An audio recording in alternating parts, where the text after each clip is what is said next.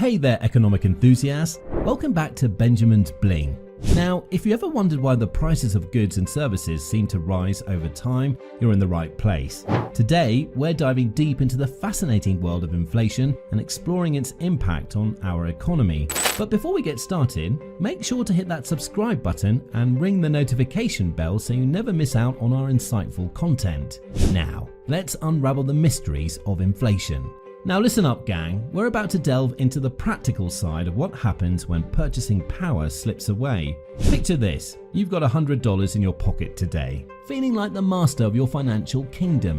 But here's the twist, inflation creeps in, quietly nibbling away at the value of your hard-earned money over time. Inflation isn't just a buzzword, it has real consequences. Now, let's journey into the future and see how this loss of purchasing power plays out in everyday scenarios. Imagine you have $100 today. That's a decent amount, isn't it? Well, due to inflation, its value decreases over time. So what could buy you a new gaming console now might only get you a post or a video game in the future. Yep, that's right. Your money isn't as mighty as it used to be. Think about your favorite snacks. A bag of chips or a chocolate bar perhaps. A few years ago, you could grab a handful of them with just a couple of bucks. But now, thanks to inflation, that same amount of money might only get you a smaller portion.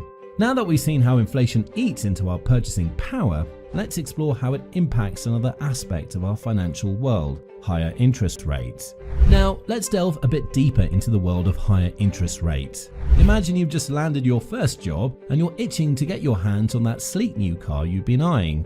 You head to the bank all excited, only to find out that inflation has been on the rise. Central banks such as the Federal Reserve have decided it's time to adjust interest rates. So what's the big deal with higher interest rates? Well, when the interest rates go up, borrowing money becomes more expensive. Picture this, you sit across the desk from the loan officer discussing the terms of your car loan. With higher interest rates in play, the cost of borrowing that money for your dream ride increases. Think of it like this. If you were planning to take out a loan for $20,000 to buy your dream car, a higher interest rate means you'll end up paying more over time. That sleek car you envisioned suddenly comes with a higher price tag.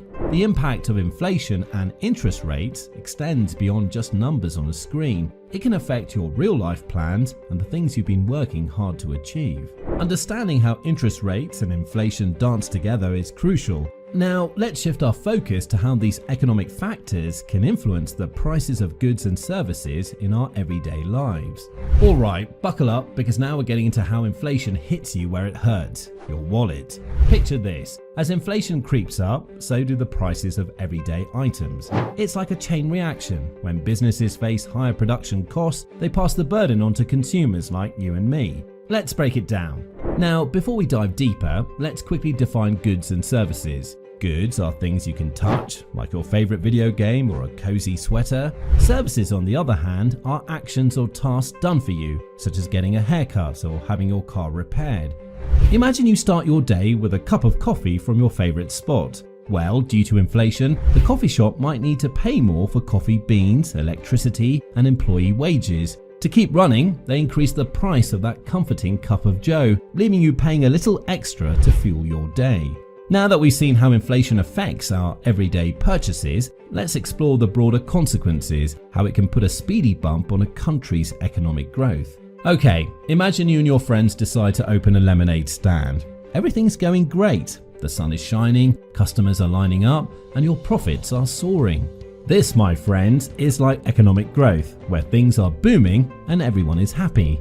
Now, let's consider what happens when inflation kicks in. It's like suddenly the price of lemons, sugar and cups skyrockets. Your production costs go up and you're forced to raise the price of your lemonade. Your customers, feeling the pinch, start buying less. That's inflation putting the brakes on your lemonade stand's economic growth. People cut back on spending because the lemonade has become pricier. And guess what? Businesses feel the heat too. They might delay opening new stores or buying fancy equipment because everything costs more. This slowdown in economic activity means fewer jobs and it affects the overall prosperity of the community.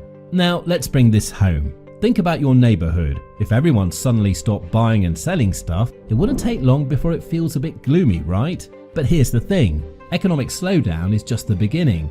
let's explore how consistent inflation can lead to something even more challenging, a recession. Not every rise in prices leads to a recession. It's like when your favorite snack gets a little pricier, it's not the end of the world, right? But extreme cases can turn the dance floor into shaky ground.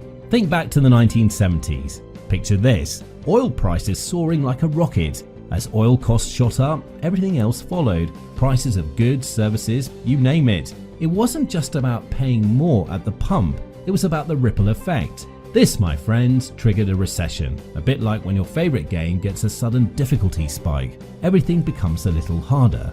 Now, let's dive into the realm of the Federal Reserve, the wizard behind the economic curtain. And speaking of recessions, what exactly is one? Imagine it like a contraction, a temporary slowdown in the game of economy. If it happens just for one quarter, we call it a contraction, like a short pause before jumping back into the action. When inflation gets a bit too wild, the Fed steps in. It's like a game developer releasing patches to fix bugs. The Fed can tweak interest rates or adjust the money supply to keep things in balance, preventing inflation from turning into a full-blown recession. Let's look at some real-world scenarios where the Federal Reserve saved the day. Remember the 2008 financial crisis? It was like the ultimate boss level. The Fed stepped up, implementing strategies to stabilize the economy, preventing the inflation-recession duo from wreaking havoc for too long.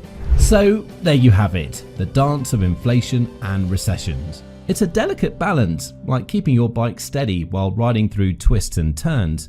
Understanding these moves helps us navigate the economic landscape. Now, if you found this video helpful, give it a thumbs up and don't forget to subscribe for more economic adventures. Until next time, keep dancing through the world of finance.